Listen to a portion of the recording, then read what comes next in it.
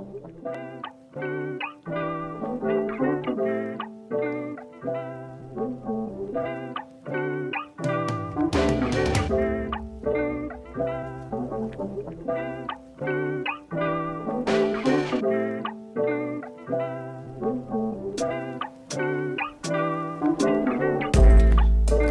going on, everybody? I was about to ask you one question. Did you make this beat? Yes, I made this beat. That's fine. Produced by yours truly. I am X. Your man's. I got my guy, Amore Jones, over here.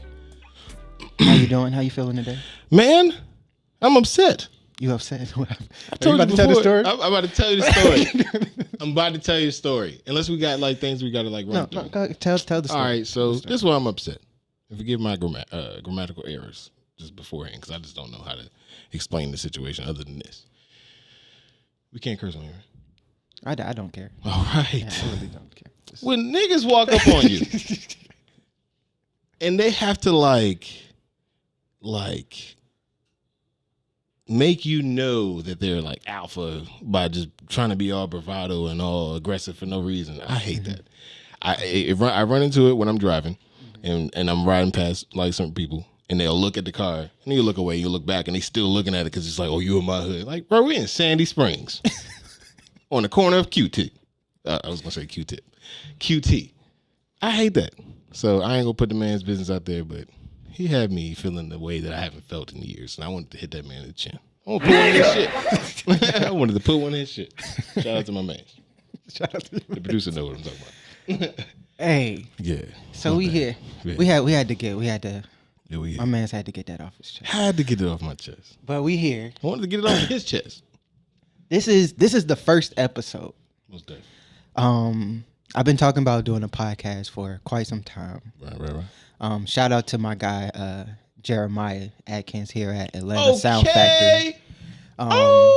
Built this beautiful podcast studio that we're in right now. Facts.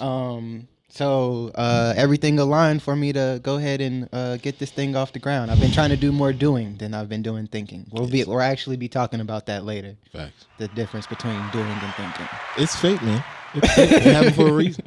Happens for a reason. Yeah. So we're here, Caffeine and Creatives. I have my coffee here. My guy Maury doesn't drink coffee. But in the future, I'm actually going to bring my coffee maker here. I just got my Dunkin' Donuts today. Facts. I'm a Dunkin' Donuts person over Starbucks. Why? Because it's coffee. I drink a lot of it, and I'm not spending $5 for my cup. Facts. How much is this? How much is this versus like Starbucks? This is like $2.30. Okay, yeah, I get that though. $2.45. I think Dunkin' Donuts has. I can throw a double shot in there and spend $4. Oh, so you look at that. I can double it up and still pay. You fit still less than. You know what I'm saying? It's Blue Magic. Okay, it's a brand name. That's what you're talking about. You feel me? The hot chocolate that I get from Dunkin' Donuts is richer than the hot chocolate I get from Starbucks. True. I think that certain people have different taste buds.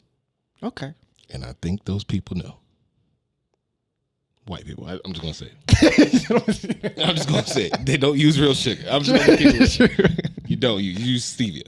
So since we talking about caffeine, I named this Caffeine and Creatives because it's more like I was thinking of the underlying tone being wake up and go do it. Wake up and create. Okay. So what would you say gets you in that creative? Like, what do you have that mantra, that something I gotta have? I'm going to the.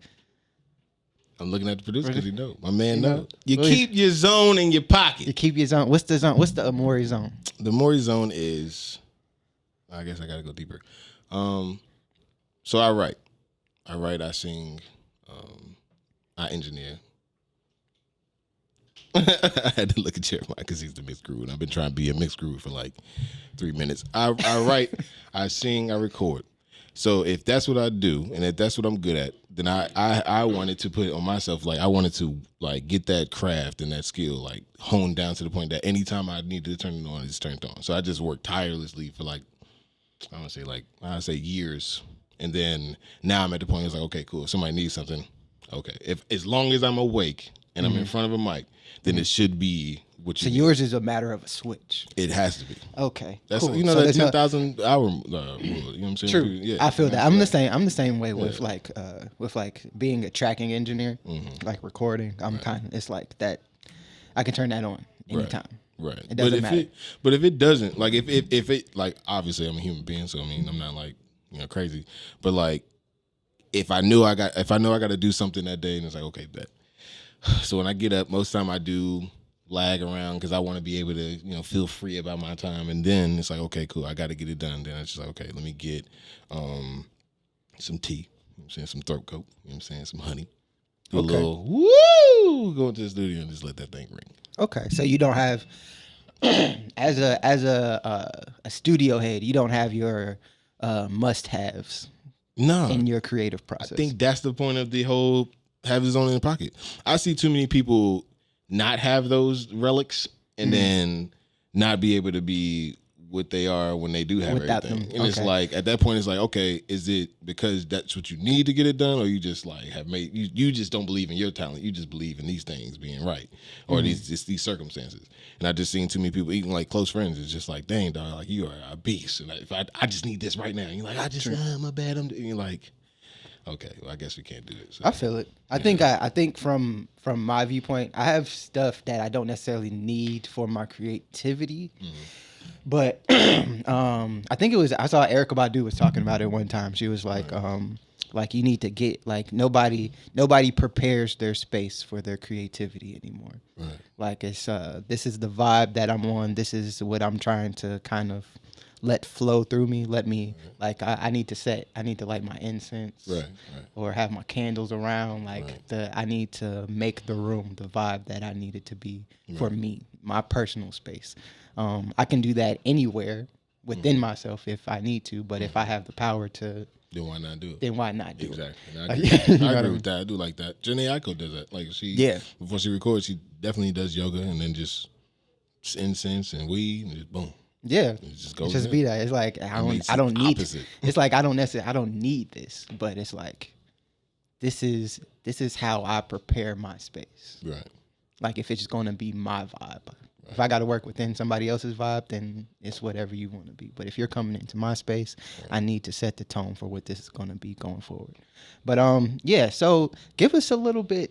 Would it break down what it is that you do? What is your bread and butter? Like, what is your creative outlet? If you had to choose or pick one or two things that is like, I'm a creative. This is what I do. Like as far as like this is what this is. Yeah, whatever that case. What outlet of creativity pays your bills? Okay, bet. Let me put it that way. Actually, yeah, songwriting, recording, and singing. And I guess that I don't want to sound like a jerk, and I never do, but I always put that disclaimer. How did that sound like a jerk? Because I don't know. I think when I was a kid, I mean, kind of sidebar. When I was a kid, you always run into people like that. If you can do something that not a lot of people can do, you always run into people who be like, all right, don't let that go to your head. Don't be big-headed, da-da-da. So I just was like, oh, crap. I ain't trying to be cocky because there's nothing good that comes out of arrogance and cockiness. But you do it. Nobody ever says like, hey, I used to work at Cheesecake Factory. Right. I don't be like, hey, I work at Cheesecake Factory. Hey, don't tell nobody you work at Cheese. You know, some niggas still at Ruby Tuesdays. They don't. Right. You know what I mean? Right. But that's what you do. You get paid. People call you and say, "Hey, can I give you my money for you to do this?" Yes. I mean, you know what I'm saying? Come on, where I'm a human being. You know what I mean? Where that? Hold up. Just saying. This just in. I'm gonna answer this. Hey. Who's that? Wait. This is Yasir on the phone. Oh man. I can't even see you, Yasir. The little The play. camera is black. I can't see you. Okay, I'm gonna have to call you back because Daddy recording a podcast. There you go. But I'm gonna have to call you back, okay? Oh, right, love you. Sounds I'm gonna so do it. sad. You just took a picture. Why you always taking pictures on it? All right, but yeah, I'm gonna do one of your words of wisdom today, okay? Okay. All right, I'm gonna talk to you later. Okay. All right. Bye. Bye. If that doesn't make it in the intro of a song, you have wasted your life. Okay, well, it's recorded, so. Yeah, that's what I'm saying. It needs to be on the intro of the song. I think I would do. I would do that if I had a kid. I'd definitely everything. I'm recording everything because I need you to be in my music. Man, bruh, we was in the car driving back from my mother-in-law's house. Thanks. And I was just listening to some songs that I had just completed, like some beats that I just completed or whatever, to see what they sounded like in the car or whatever. Right. And Yasir's in the back. Every time he hears one of my beats, he's like, Exlomia. He says that. He says the tag Oh my god! in the back seat. I was like, I have to record him You saying the have tag to. now. And make that be like an alternative tag for I feel like like it has to be now. when you think about it, producers with like baby voices and stuff like in the tags, I feel like they all popping. I'm trying. What's the dude that be doing? That joint. Oh, the yeah. beat joint, and then And Jalil. That's my man. See what I'm saying? I was like, Jalil John, he do be popping. Yeah, so and then yeah. it drop hard. yeah. So yeah, you got to do that. So okay, what we got? Oh, You I asked asking, my yeah. we were at so paying your bills, creativity. I write music for cheerleading all-star teams. Okay, how long have you been writing music? Been doing that for going on 4 years. I guess this is year 4 for real. So that's dope. But yeah, going on 4 years. And we basically not recreate. Nah, let's not say that. We make music for the mix. The mix got like 15 like pieces inside of it, so the songs are never more than like 10, 15 seconds, if that.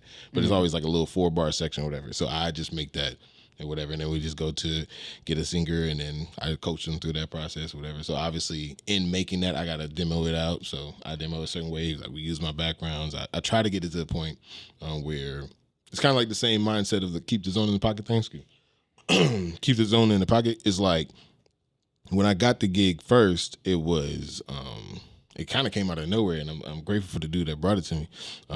But I wanted to be like, okay, cool, let me supplement this income, because if I do this many songs, then I get this much money. So therefore, if I can do that, then I can get up on my Sprint job. You know what I'm saying? Shout out to where we are at.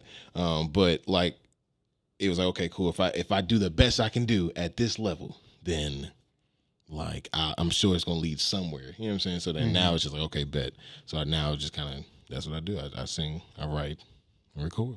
So how did you get into that vein of like, all right, now I figured out a way to get paid for my creativity. What is it?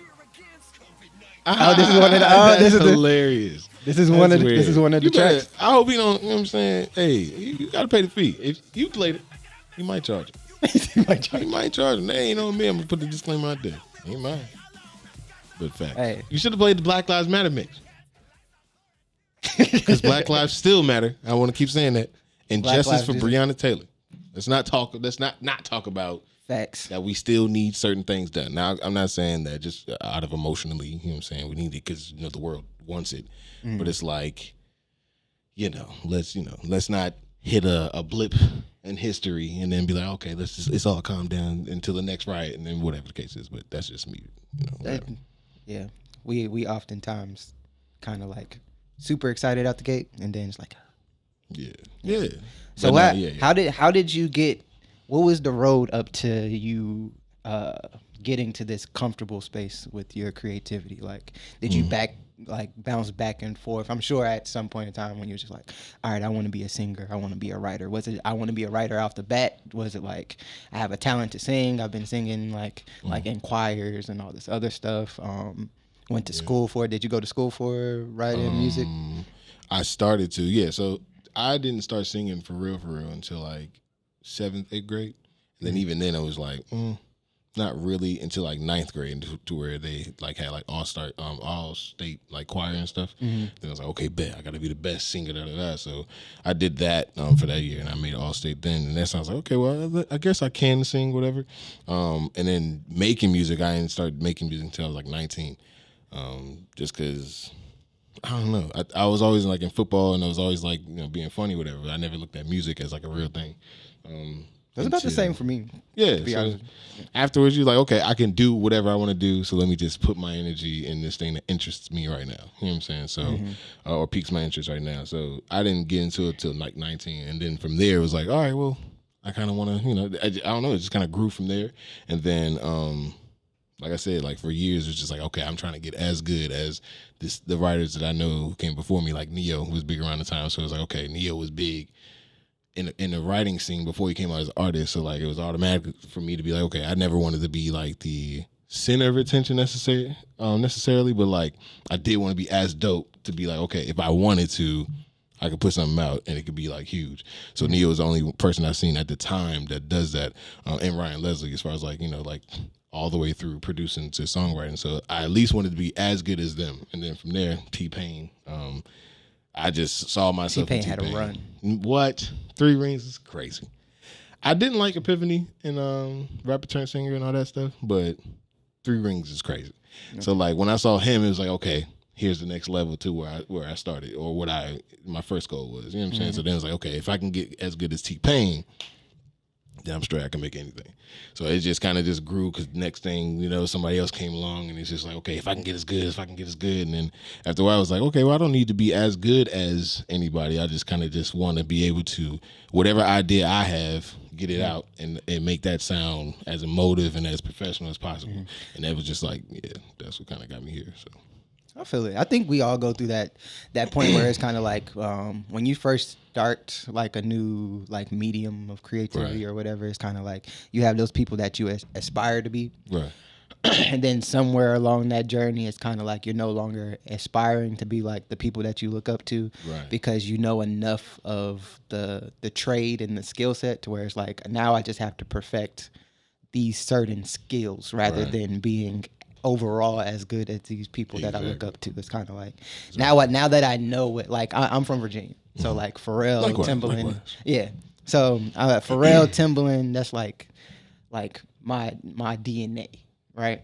Right, and that's so top echelon. Yeah, you feel me? Like that's what I grew up on. But it's like the further along you get into like this game, especially within music, it's like you start seeing the pieces of the puzzle that these people actually put together. Right. And then you're like, all right, well, I don't need to be as good as this person. I just need to do this really good. Exactly. Like, this is what I want to be. This is what I'm good at within finding what these people do. Right. And let me perfect this one thing. Right. So throughout that journey, what we got?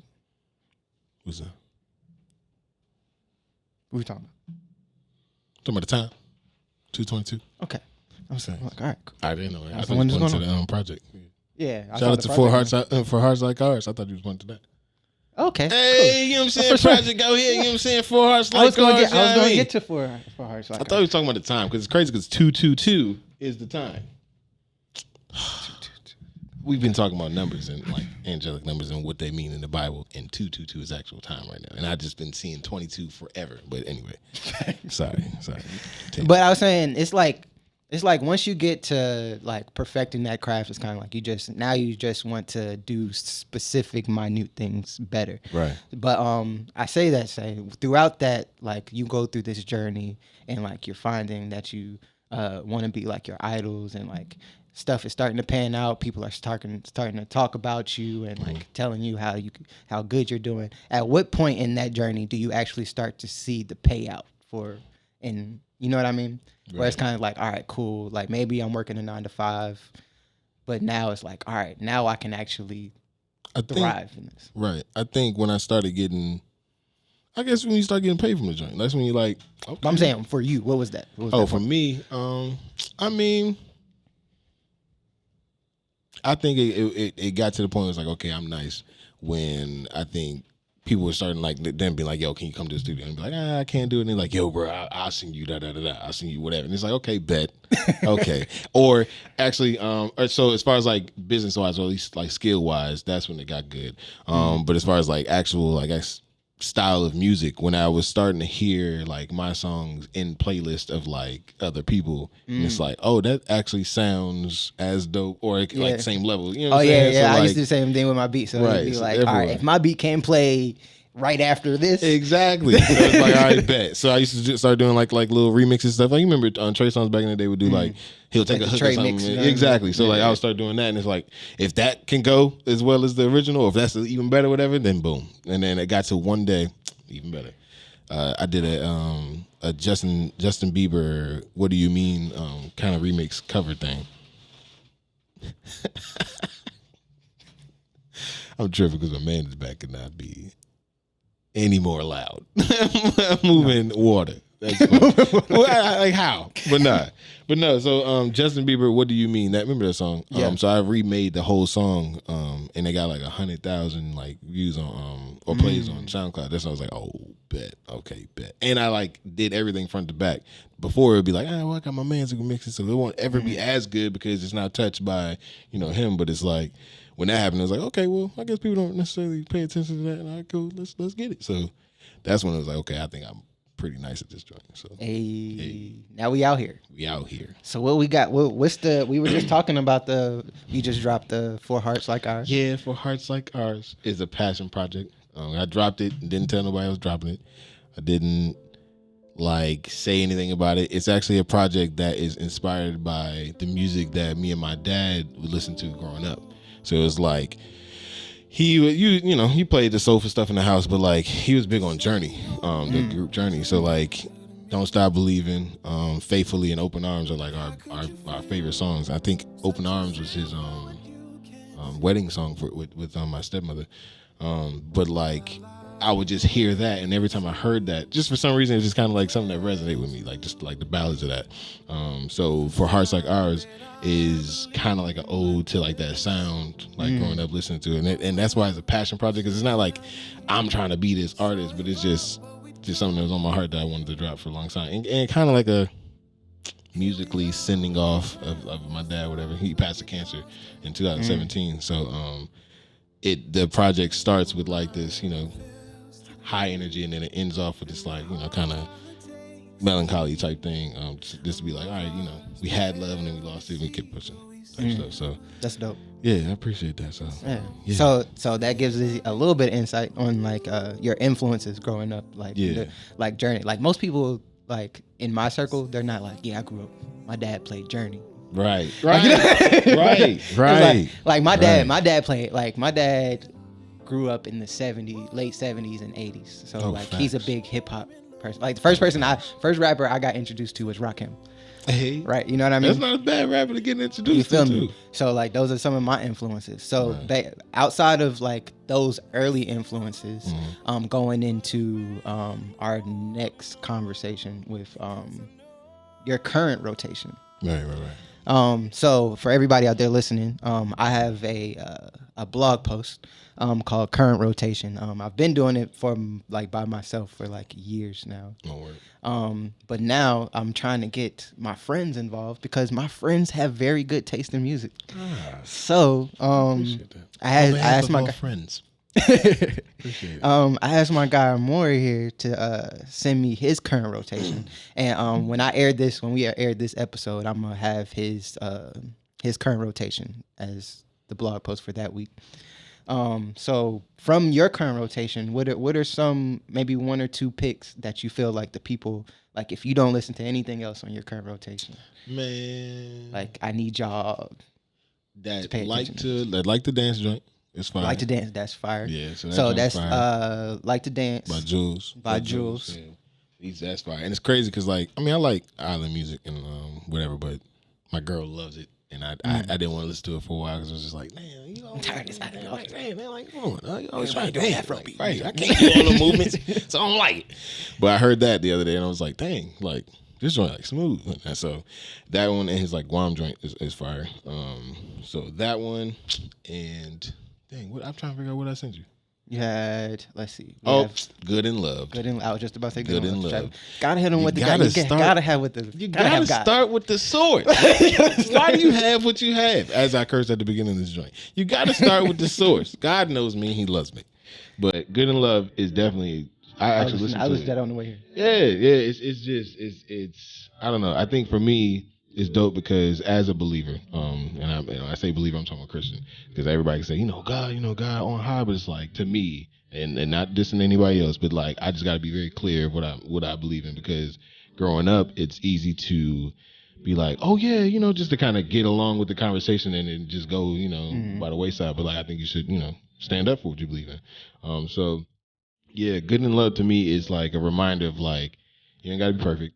You don't gotta be perfect. Just understand that you are who you are. He made you who you are, and he loves you that way for a reason. So don't try to be anybody else. Just Just sit in the silence and the peace, knowing that like it's okay. Whatever it is, it's all right. So like yeah. So I'd say good and love and then like to dance.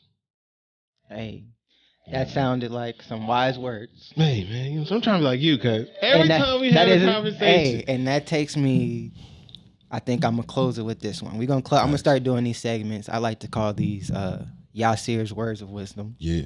And I call it Yasir. Yasir is my son. For anybody who's my son that called me on FaceTime Facts. earlier, Like a grown man. like a grown man. Where you called at? me on FaceTime. Hey, daddy. Hey, where you at? Let me take a picture real quick. Click, click. All right, cool. I got you. I just want to make sure for records. For the books. So I'm doing these Yasir words of wisdom, and how I've figured out how I want to structure these is like Yasir's words of wisdom are pretty much lessons that I've learned as a man since being a parent that I want to teach my son, and the lessons I'm writing them out in 3 perspectives of the same quote. So it's like this is my viewpoint, and then let me say it 2 other different ways around the idea. So You're Will Smith. You're Uncle Phil, by the way. so this episode, Yasir's words of wisdom are stop separating what you deserve and what people owe you. In that same note, you deserve nothing except what someone owes you. In the third, nobody owes you anything except what you deserve. Okay. Inception. What does that mean? So it's really the same quote 3 times. Okay. So I say it 3 different ways for it. Like pick whichever one makes sense to you. Oh, okay. So this is a choice. So it's not like you need to understand this whole thing. Yasir's words of wisdom are centered around perspective. Okay. So this is the lesson that I want you to learn. That's dope. However this computes to you, I said it 3 different ways. Oh, Pick which one pick which one makes sense for you. I knew it was gonna make So- See? Right. Every So time. I said the same thing 3 different ways. So stop separating what you deserve and what people owe you. Stop separating what you deserve and And what people owe you. It's the same. It's the same thing. Okay. Right? Oh, You deserve nothing except what someone owes you. okay. Okay. Third, no one owes you anything except what you deserve. Okay. Get what you deserve. You worked for it, get it. You work for it, get it. And if they don't get it to you, get it. It's yours. It's yours. Don't expect nothing more. Don't expect nothing Don't less. expect nothing I more. guess Don't it's expect like- nothing less. I guess it's like when Rick Ross was like, "Yo, like if a person owed me $1 million, and they send me $1 million in a cent, I'm gonna send that cent back because it's not mine. It's not mine. I don't want no favors to give me exactly what I We got. already talked about what I was going to do. We already talked about what I was going to get. We already talked. I'm gonna send that cent back. I don't know if I'm gonna send the You cent understand? back. You understand for real? I said I don't know if Yeah, I'm gonna you send the cent back. understand. But I heard who was it? I saw somebody on Instagram, but he was like, Loaded Lux. Was it the battle rap? Yeah. He was like we have to understand, like, I'm not coming to do a job. I'm coming to put in work. Right. Like, this is my purpose. I'm here to do my work. Right. So after I finish doing my work, I'm expecting what I deserve from doing my life's work. This is my life's work here. Right. So I expect nothing less and nothing more. I'm coming to do my job, and I'm going to do my work after I leave here, period. So we're going to leave on that one. I think I appreciate you, sir, for being my first episode. Absolutely. I'm Shaking honored, off bro. these nerves. Cobwebs. You know what I'm Yeah, saying? you know what I mean? I'm I think we're excited. successful though. So Yeah, I'm excited about these next couple episodes because I got some cool people coming up here to come sit and talk with me. Next one, I got my guy Doc Jones, owner of Honor Clothing. Yeah. Also MC. Oh, I gotta get some shirts done. Yep. I gotta get some He's shirts. coming through. I appreciate everybody for tuning in. This is Caffeine and Creatives. Hey. My guy Amore Jones. Hey. Y'all be blessed. Absolutely.